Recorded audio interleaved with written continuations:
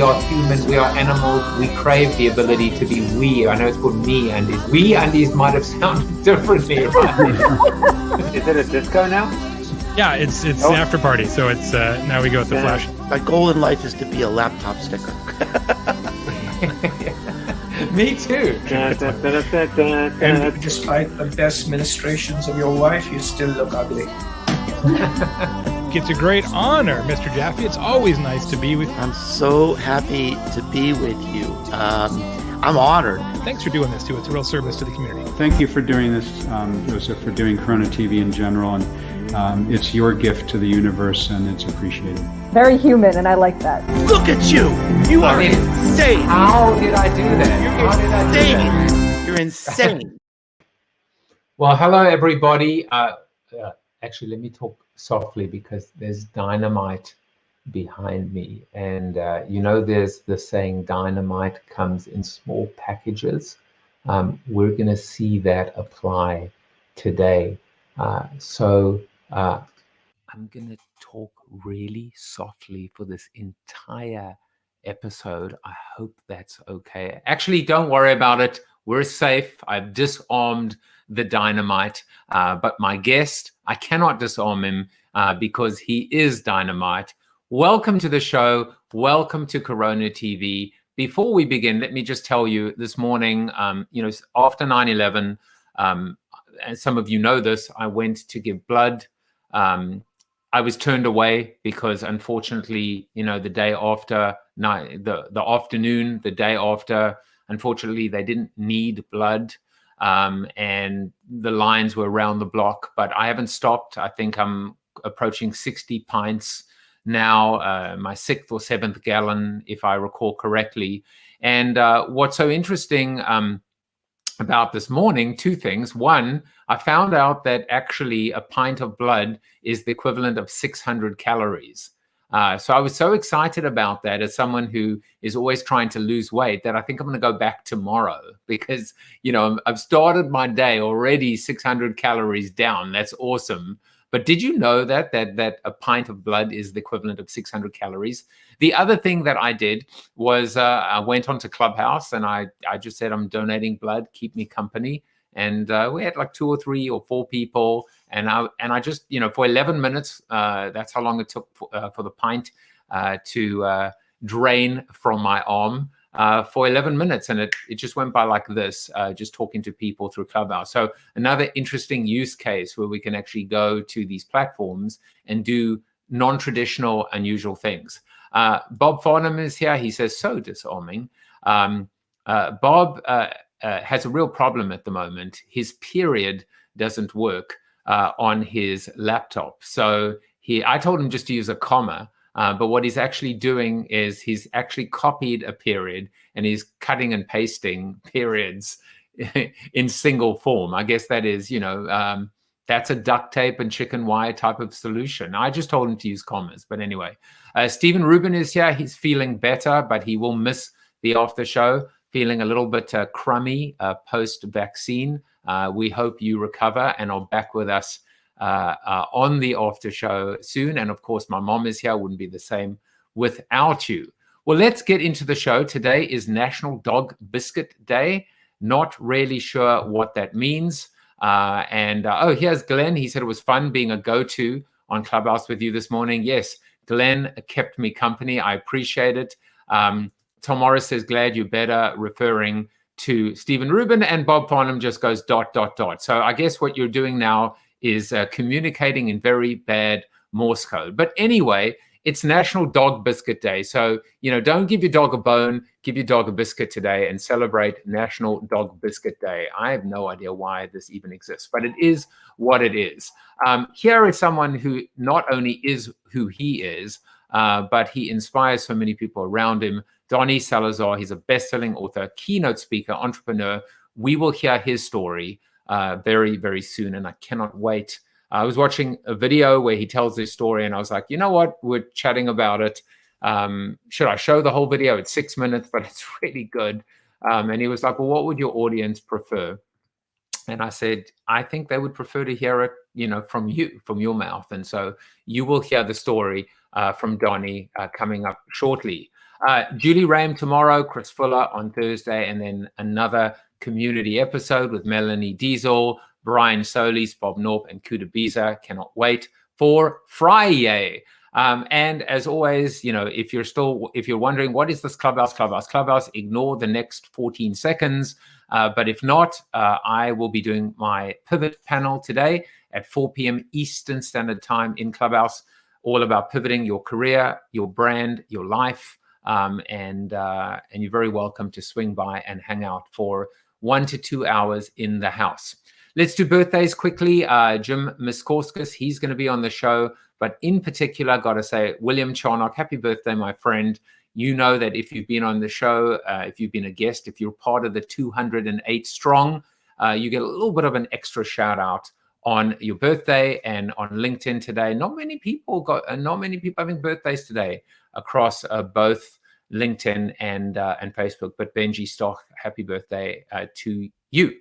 Well, let's get into our seated soliloquy, and today we're going to be hearing about courage, about leadership, about fear, about respect, and about what happens when we put it all together in the form of something called courageous leadership. Now, I know what courage is, or at least I think I do. I know what leadership is, or at least I think I do. So therefore, let me attempt to tell you how I think of courageous leadership. And the hope, of course, is that 2 I think I do's adds up to a hopefully my guest today agrees with me. First of all, a few of my own thoughts on leadership. Whether we're talking about brands, executives, or the yellow jersey wearer of the Tour de France, the implication is that you're number one. You're on top. You're out in front.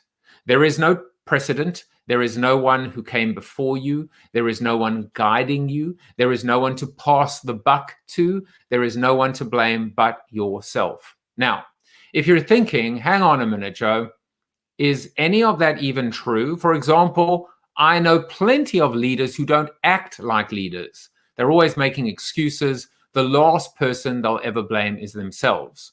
Well, that's just it, isn't it, right? They aren't acting like leaders, are they? They're not leading by example. I guess that's where the courage comes in. To me, courageous leadership as an overarching concept is about doing the right thing, even if it is the hardest thing. It is about responsibility, accountability, but it's more than that. It's probably a lot closer to servant leadership these days, a combination of being both an empath and a warrior, not just fighting the good fight, but doing it on behalf of those below you, those you lead, those that look up to you, those that rely on you. Which brings me back to the idea of precedent and the notion of those who came before you. I think courageous leadership does a bit of a rewrite of these ideas. If courageous leadership is closely aligned with traits like quiet confidence and humility, then it stands to reason that courageous leaders are very much plugged into the dynamism of time, the convergence of past, present, and future in the form of decisive, meaningful action, the acknowledgement of history, the respect of legacy, the concession and homage to we versus me. Perhaps it's time to embrace a new understanding of leadership, and with it a new wave of not just courageous leaders, but a partnership and a union with a new set of mentors, role models, and inspiration. Courage can come in small packages, and it will save the day. And speaking of courageous leaders, my next guest is all of that and then some. Donney Salazar is a courageous leader who has overcome crazy amounts of trials. His earliest memories are about alcohol and physical abuse. For the first 20 years of his life, he was conditioned to become a gangster, drug dealer, alcoholic, and prison inmate. However, from his mid-teenage years, he knew this wasn't the life he wanted. It took him 5 years to find his way out of the mess. It took courage and perseverance to overcome these challenges and become the leader that he is today. Over the last 20 plus years, Donney has mastered the skills and mindset needed to be an influential leader, the kind of leader who helps people overcome their past, use their story as an asset, and develop a courageous mindset. He's an avid runner and has finished 10 marathons. Donney considers his greatest achievement, however, to be his marriage to his beautiful wife, Heather, and their 10 children. And there is no doubt that when you think about 10 children and 10 marathons, there has to be some kind of a connection. Now watch this. I have worked alongside fear-based leaders, and I have seen how their people work. They come to work just to do the minimum to earn a paycheck. Then I see courageous leaders who have people who are motivated, engaged, wanting to come to work because they're part of something bigger. Are you a fear-based leader or a courageous leader? Fear-based leaders demand respect. Courageous leaders earn respect. Every organization needs leadership. There's two types of leadership. There's fear-based leadership and there's courageous leadership. I want to teach your people how to be courageous leaders.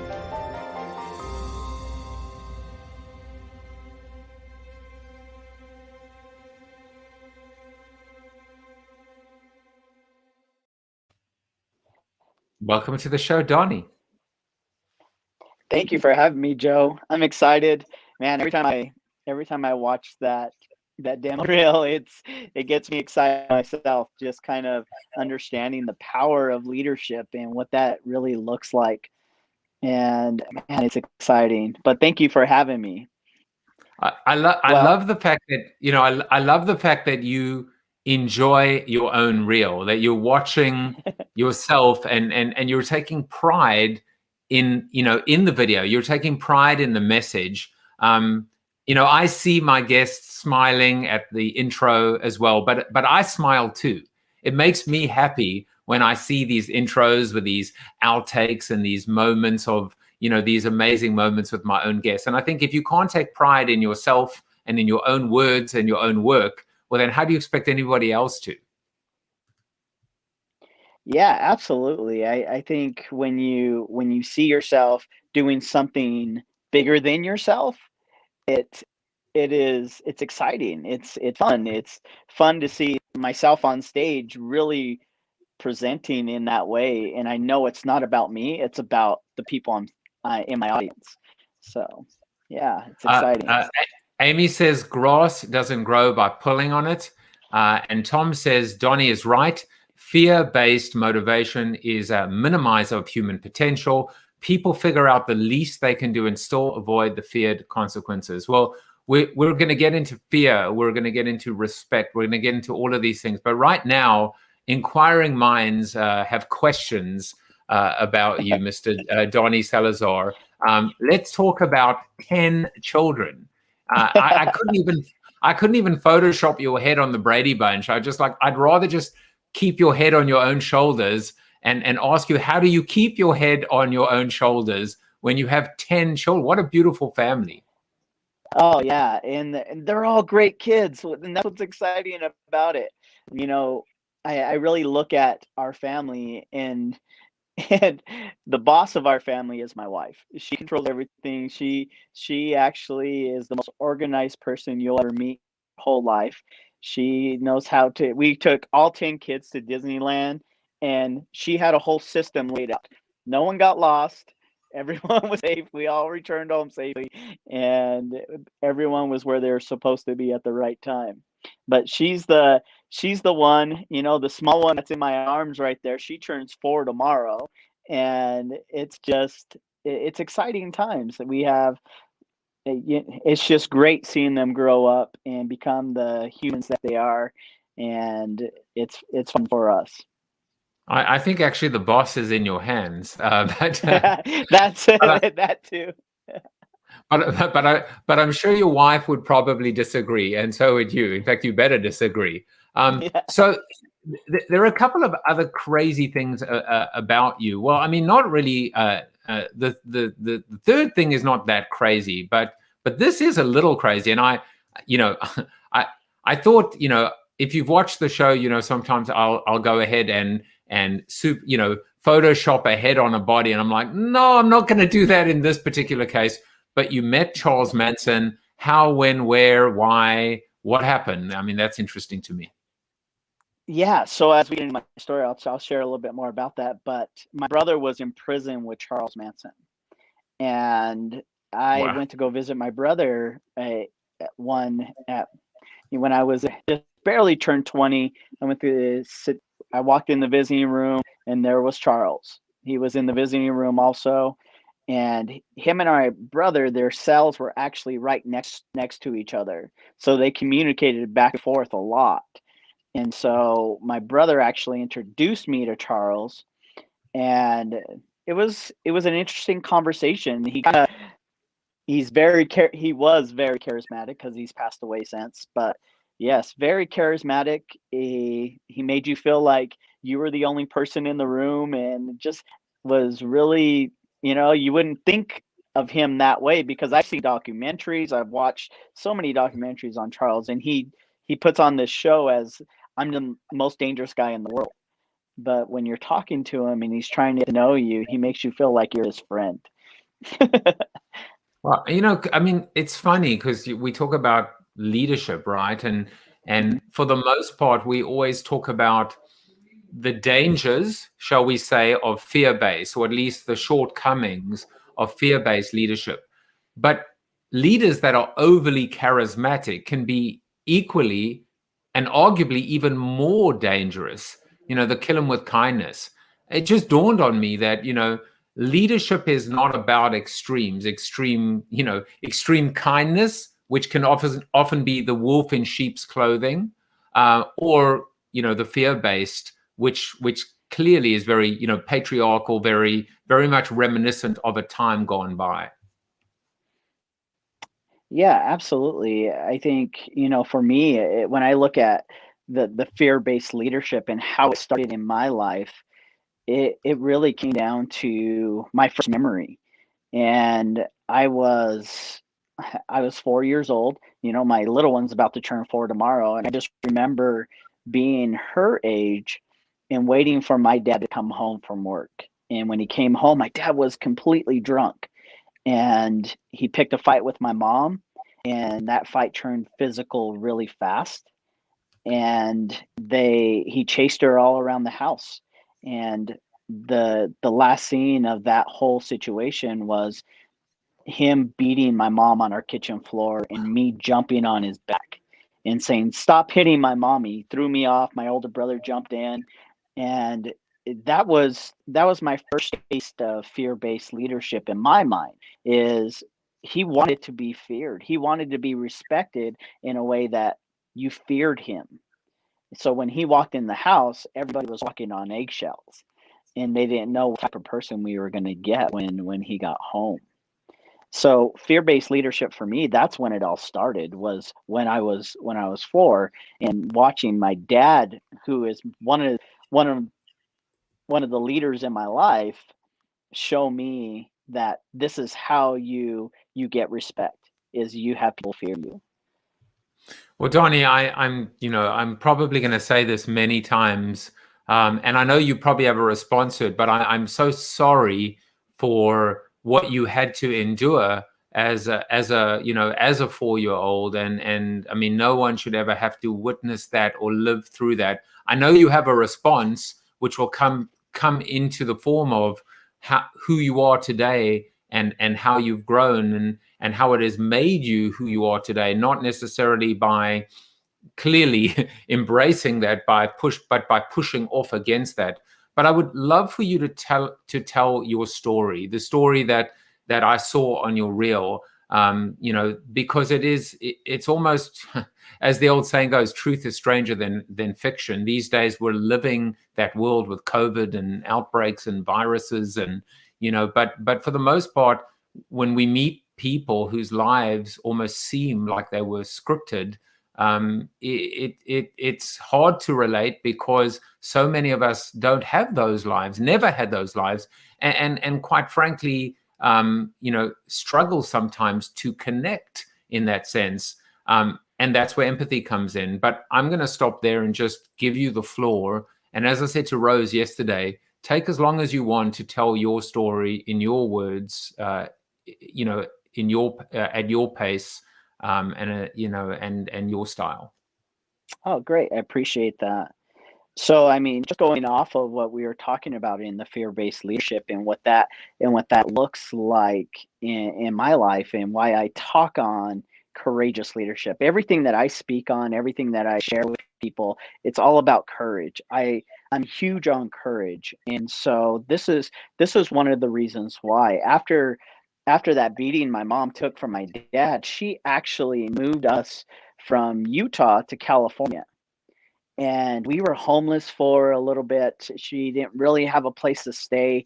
And I mean, the courage of my mom to leave my dad and to really walk away was huge. That's something I've realized in my older years, is that my mom had a lot of courage to walk away from that, to take 3 kids and just leave. And while we were in California, even though she expressed courage, she became this wild woman. She started to party a lot and started to do drugs and do a bunch of things. And that rolled over into my older brother, who was 9 years my elder. He started to associate with gangs, started to get involved with gangs. That led to him becoming just this hard individual at a young age. And he was stealing a car one night, and he was in the back of a truck that they had stolen. He hit a tree, and he fell out of the back and became paralyzed. I was 5 years old at the time when this happened. I remember going outside. My brother's laying in front of our garage, and he's not moving, but he's talking. He's just not moving. He's paralyzed. And so after all was said and done, my brother was paralyzed from the waist down. He's a paraplegic. And so he went into this extreme depressed mode. I remember I call these the dark days, being 5, 6 years old, and our house is just dark. My brother's depressed. My mom's trying to figure out how to help my brother, and they start selling drugs. My mom, my stepdad, and my brother start selling drugs out of our house. Eventually, things started to change. We move into a bigger house. We have this swimming pool in the backyard. Life is good, from what I see. But things started to kind of unravel a little bit, and I started to see different people coming to our house and watching this just all unfold. And one morning, I'm about 8 years old at the time. One morning, I get a knock. We get a knock on the door. I'm in the bathroom getting ready for school. Fixing my hair, making sure I look all nice and sexy for the 3rd grade girls. And this knock was just hard. And so I walked to the front door, and I ask, "Who is it?" Because you're never supposed to open the door unless you ask, "Who is it?" And the next words I hear is, "San Jose Police Department, open up." And I stood there frozen.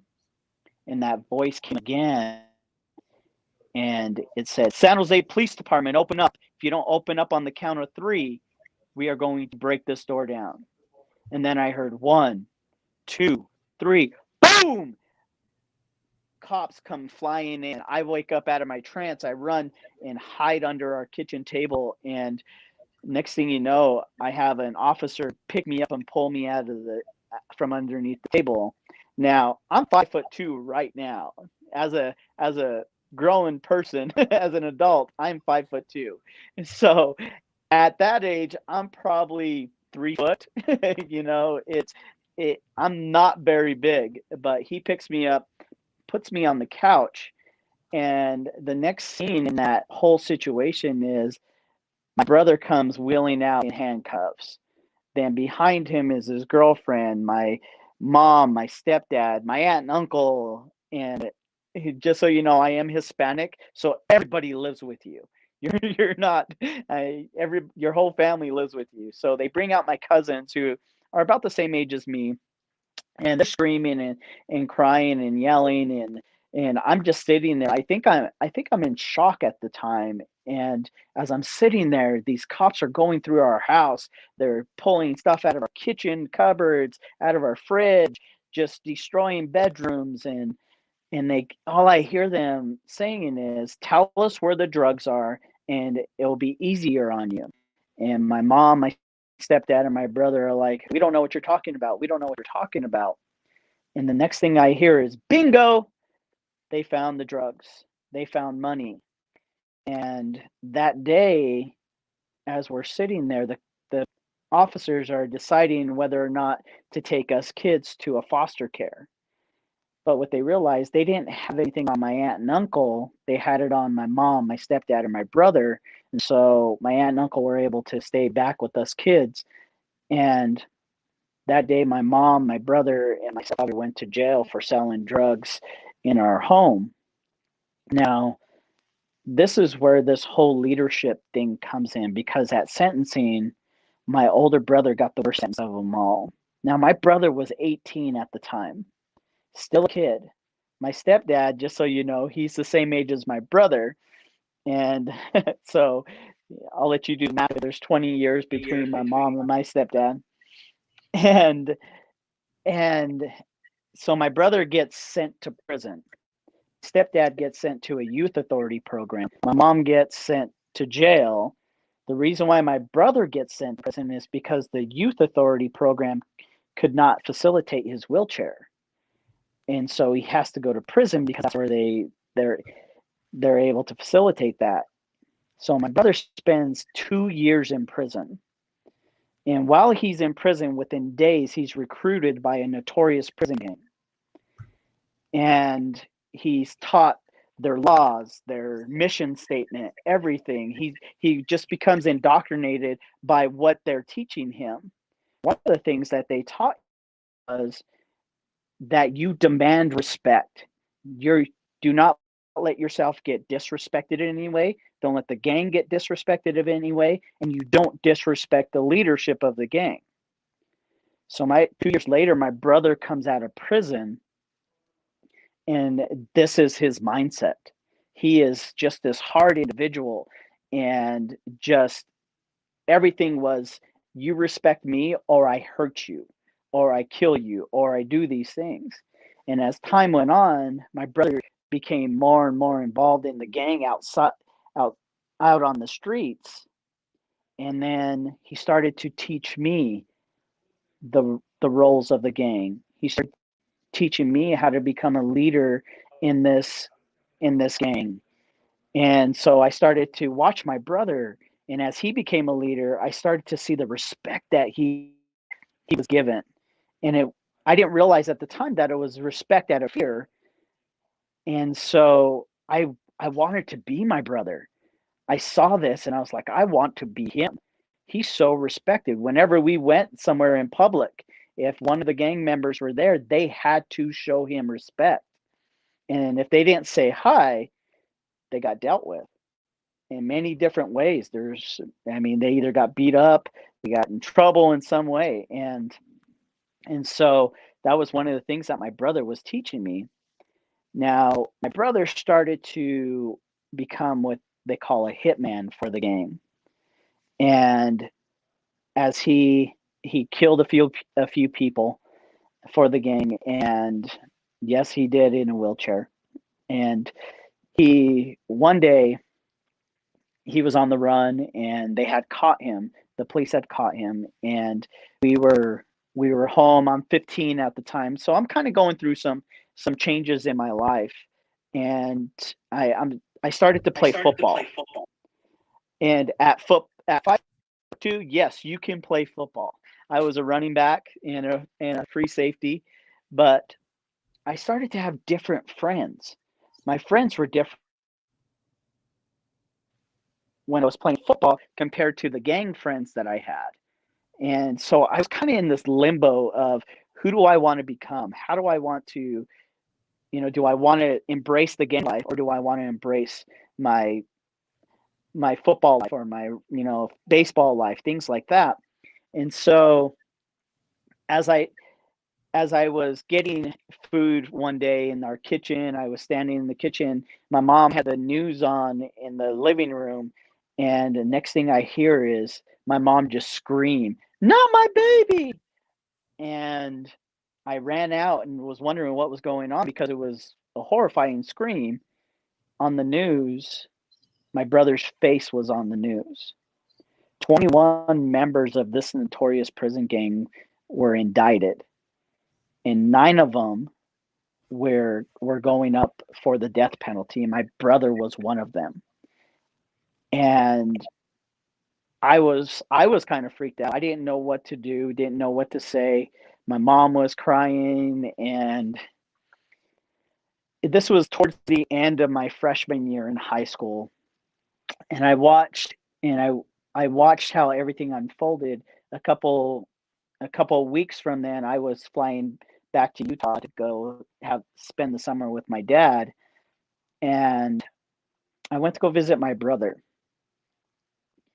And I walked into this visiting room. Now, because this notorious prison gang was so dangerous, they had a specific room designated just for their visits, and only one person could visit at a time. And walk into this room, there's an officer sitting at a desk to my left. In front of me, there's a booth with a glass window with a grate over it, and the glass window's pretty thick.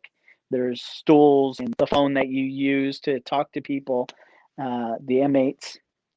And so I got in there before they brought my brother down, and I'm sitting there waiting for them to bring him in.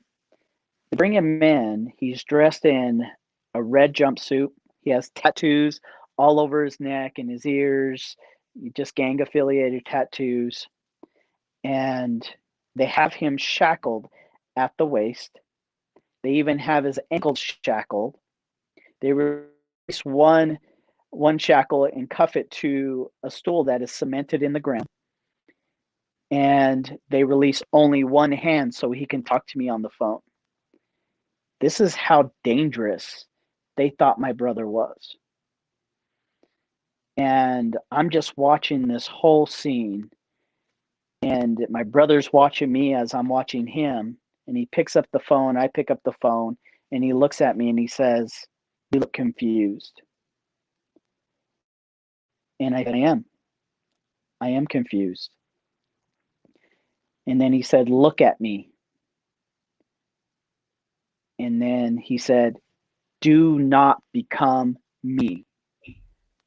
Leave this place and become something better than me." And that's all I needed.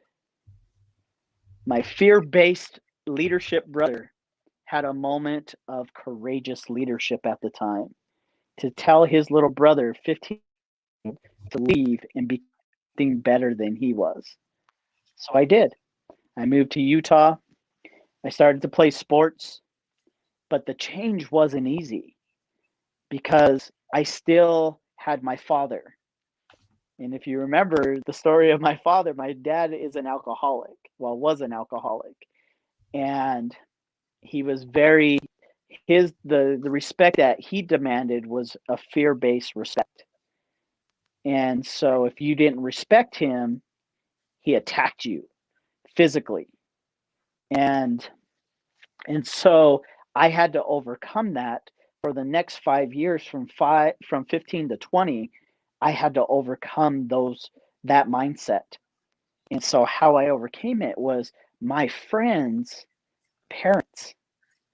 I saw their dads as different leaders. They earned the respect of their children. They earned the respect of their wives. I watched how they saw this little punk kid from California, and they took me in and treated me with respect.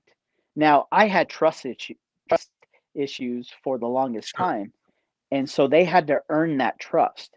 Being in the gangster environment, you have to earn that trust, because if you don't earn the trust, then you're not loyal. These men in my life, these new men, showed me that they were willing to take the time to earn my trust. I had coaches, I had teachers who took me in, who helped me through my whole high school career as an athlete, as a student. The one thing they didn't know is what I was facing at home because I kept things private.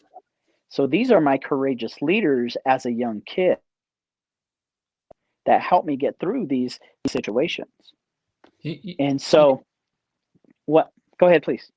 I was going to say, the thing that strikes me when you tell your incredible story is that everything we think is actually completely backwards, and everything is upside down. I'll give you a couple of examples. Your brother, the fact that you saw in what he did as being the epitome not only of courageous leadership, but how it was that moment that turned you around.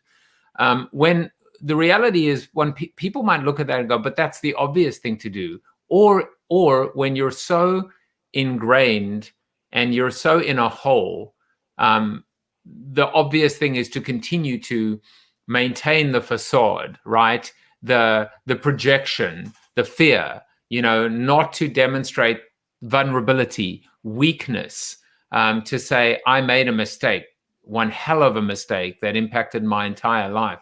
There's that. And then the other thing that just jumped out at me, Donney, was we always say respect is earned. You don't command respect, you earn respect. And then I thought to myself, you've just actually said the opposite, but in the best possible way. And I'll explain to you what I mean. You don't earn respect through gang initiation. That is how respect was earned the wrong way, right? But respect can also be commanded the right way through your character, through your integrity, through your ability to be courageous. That's how you command it. You command it not instructing it, but it actually just exudes from you. It is regal. It is like a king, a benevolent king, a king that rules with kindness and compassion. These are the things that I took from you, or I'm taking from you. And I didn't mean to interrupt you, but I just wanted to say this is very inspiring to hear. Yeah, absolutely. And I love how you put that is, yeah, there's ways to demand respect, but in a good way. And that's what these men did for me. I remember telling myself one time is, I want to be that. And I watched a good friend of mine, his name is John, the way he did the dishes at home. He took care of his wife, took care of his children when he came home from work. And the reason why I know this is because I was dating his sister at the time, and so she was living with her brother, and he just finished law school, and John was just amazing. The first time I met John was when his sister was sick, and I went to go be a good boyfriend and see how she was doing, and I knocked on the door. Now, John didn't take me to his sister. He took me to the kitchen, sat me down at the kitchen table, and gave me a glass of milk and a plate of cookies. And he started to ask me questions about me. He wanted to get to know me. And the reason why he wanted to get to know me is a couple of weeks previous, he watched me play football, and he told his sister, if you ever meet that little number 2, I want to know him, because he saw this running back just take off, go for 15 yards, get pummeled by this big guy, and then hop right back up and go into the huddle. And he's like, anybody that can get hit that hard and still get back up, I want to meet him. And so we had this conversation. We had this relationship. He gave me my first suit. He just became my mentor. And I wanted to be like John. I wanted to emulate my life the way he emulates his life. That's how John earned my respect, is by 1, by example, by 2, giving me the attention in a positive way, not in a negative way. Getting to know my strengths and know who I am and what I'm about. And I think that's what we see when it comes to courageous leadership, compared to demand type leadership, is we need to get to know people and understand who they are, where they come from, so we can treat them in a way that they feel like they're going to progress. They're going to be a part of something that is going to allow them to be better. And if we're a courageous leader, our demand respect type, I guess, not mentality, but persona is when you walk into a room and how you treat somebody, they're going to love you and respect you. Now, going back to my brother, a couple of years ago, my uncle passed away. And my brother had just been paroled from prison, and it had been a while since the family had seen him. He spent 25 years in prison, and he comes to this funeral. Everybody's excited to see him, but my aunt actually asked me to officiate the funeral. And during the time that my brother was in prison, I learned the power of earning respect. I learned the power of treating people with respect and giving them the love and the attention they need. Now, there's a great quote and by John Maxwell. It says, "You can love people without leading them, but you can't lead people without loving them." That's courageous leadership right there, is when you love the people you lead. Now, my dad passed away 20 plus years ago in a car accident coming back from a drug deal. I was 19 years old when that happened. Wow. So for the last 20 plus years, I've had to learn all this on my own. I didn't have that father figure to walk me through the process and become the man I am today. It took other men in my life, leaders who showed me how to be the person I am today. And so when I look at leaders, I look for the courageous leader. When I see the leader that demands respect, I know that that's not the leader I want my people to follow. I want to be the courageous leader. I love Go that. ahead. I mean, that quote from John Maxwell is just fantastic. I found another quote for you. This is your quote of the episode. Courage is the main quality of leadership, in my opinion, no matter where it is exercised. Now, that's a good quote. It's not as good as yours. Courage is the main, but it's who said this that actually surprised me. And it's not who you would think. So I'm gonna put you out of your misery. It just it was Walt Disney. And I just thought to myself, wait, what? Normally you expect him to talk about imagination and creativity and dreaming and here you have Walt Disney, a leader, but actually saying courage is the main quality of leadership. It may be a different context as well, but sometimes it's who's saying it that is even as interesting, if not more interesting, than what is being said. Yeah, absolutely. One of the things that I look at, I could have gone so many different directions, and I could be in prison right now. I could be a leader in this notorious prison gang because that's what I was being conditioned and trained to do. I could be a drug dealer. I could be a drug addict. Joe, when I was 13 years old and my brother was just barely coming out of prison, we lived in a 1-bedroom apartment with 5 people. At the time, I had a little brother and a little sister. My little brother was a newborn. My mom and my stepdad were hooked on crack cocaine. And there was nights where I got up with the baby and I walked into the kitchen and my mom, my stepdad, and their friends were smoking crack cocaine at the kitchen table.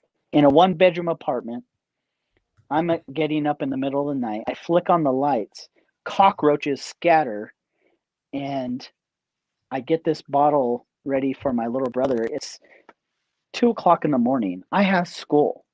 I have to get up in the next hour or so just to catch a bus at 5 a.m. to get to school. I missed a lot of school during that time. And the one thing that happened was throughout my life, I didn't learn how to read. I didn't learn the power of an education. In high school, I got passed because I was an athlete. When I was 20, I taught myself how to read. And it was because of the influences around me that made me want to do those things. And we look at the influences in our life and the people we spend most of our time with on a daily basis, especially if we have a job or if we go into a building. Those people, are they inspiring you to do better? Or are they knocking you down just so they can feel good about themselves? You have to decide whether or not you have a courageous leader in your life or a fear-based leader in your life. And for me, I want to be that courageous leader for everybody that I come in contact with. So when they come into my home or I'm sitting down in front of them, I want them to see somebody who cares and loves and appreciates their potential, and I want to help them see their potential.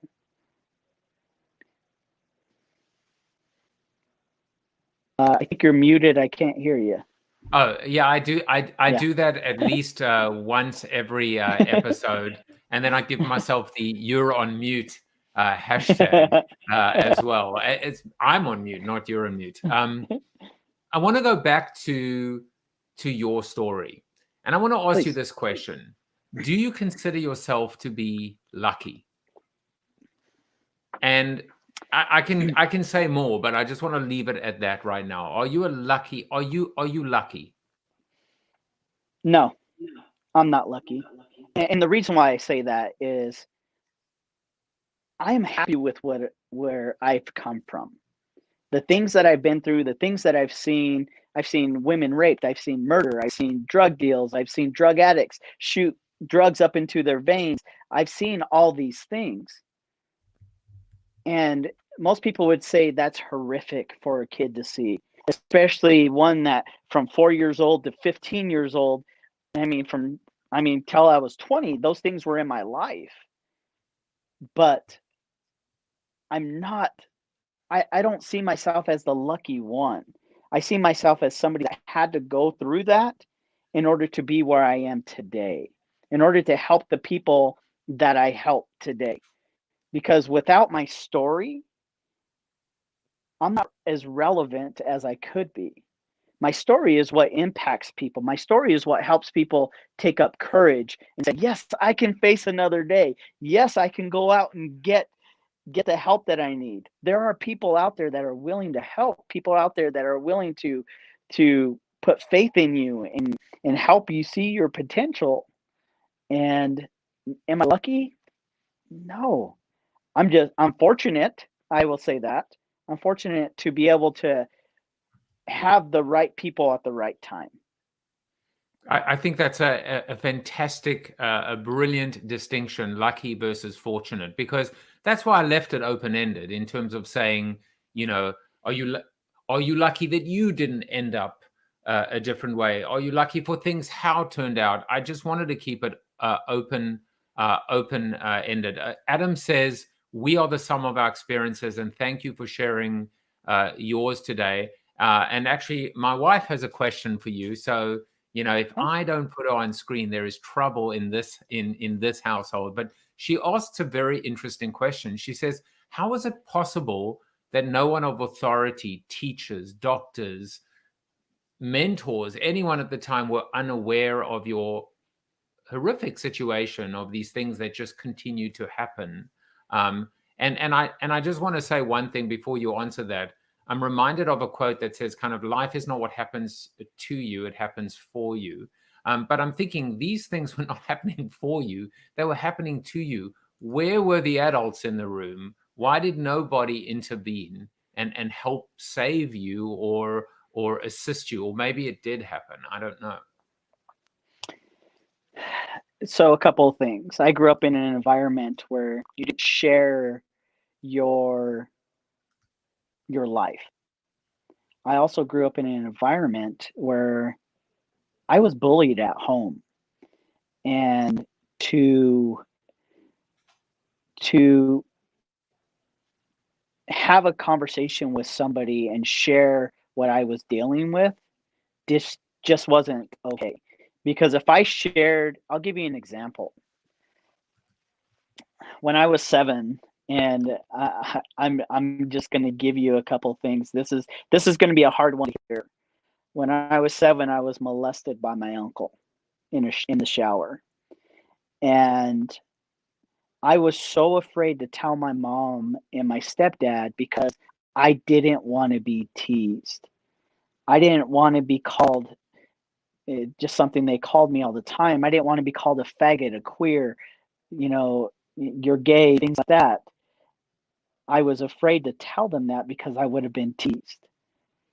And the reason why that is the case is because at 5 years old, I watched a woman get gang raped on my living room floor while everybody was passed out. The woman was passed out from alcohol, and she didn't realize what happened to her till she woke up. And when I told somebody, they teased me about it. I got teased about it. I remember watching this woman just be horrifically sad and scared, and it was I could still see it in my brain. But because I got teased about it, because of my knowledge about it, I didn't want to share the horrific thing that happened to me when I was 7. I dealt with it. I dealt with it. When I was 23, I finally told my mom about it because she wanted me to give her some law advice for my uncle who committed it. And I said, no, I'm not helping that man. And so in my book, which is behind you, there's a chapter in there called The Courage to Speak. And that was one of the things that I always said, because of that horrific thing that happened when I was 5 years old, watching this woman get raped, and they made me watch. I decided I was always going to have the courage to speak, have the courage to help somebody, whether or not they know me or whether or not they're struggling. I mean, whether or not they need it. I'm going to be that person who has the courage to speak and stand up for the people who are struggling. And that's what this is all about. That's where courageous leadership comes in, because if you watch any movie or anything like that, you see these leaders going out and running. Like, let's take Avengers, for instance. When you watch a battle scene, who's the first one out there? Captain America sprinting in front of the whole group, the first one to touch the battle. Those are courageous leaders, not afraid to step forward when things are scary and hard. And that's what I've learned, is how to become that courageous leader and be the one to step forward when things get hard.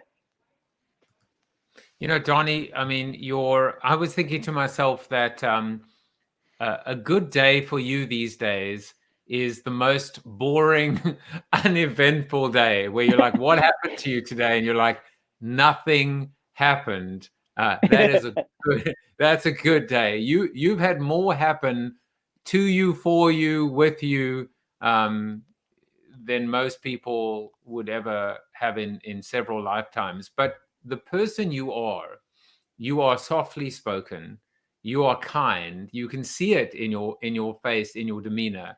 You're the ultimate leader. Inherent is the courage. But when I see you with your beautiful family, and now you have a book, and please go out there and buy this book. And this is what it looks like.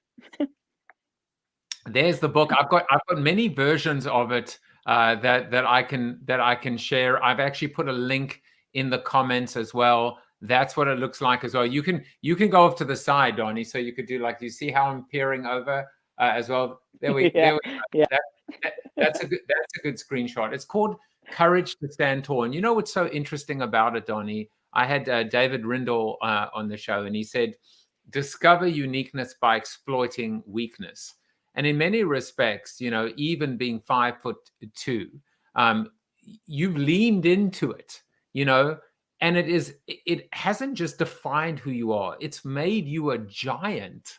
You were the kid on the field, you know, that getting pummeled. The courage has just, you know, it's an intangible quality and talent of yours, and people can see it in you. And in writing this book, in talking about everything from, you know, from your story through height, but ultimately representing this idea of leading by example and being a giant. You know, we've heard many sayings in the world. David Ogilvy once said, if you surround yourself with people that are greater than you, you end up with a company of giants. And I think that speaks to ultimately what is leadership. Leadership isn't about me. It is about we, but even more so than that, it's about you. It's about everyone else. And I think your legacy now is solidified, if it isn't solidifying, in terms of being that light for others. I'm just blown away by your story, and inspired, and I feel very humbled that you're here to tell it. I have to tell you. Well, thank you. Thank you. You know, one of my favorite quotes of all time is by Albert Einstein. And he says, any intelligent fool can make things bigger and more complex, but it takes a touch of genius and a lot of courage to move in the opposite direction.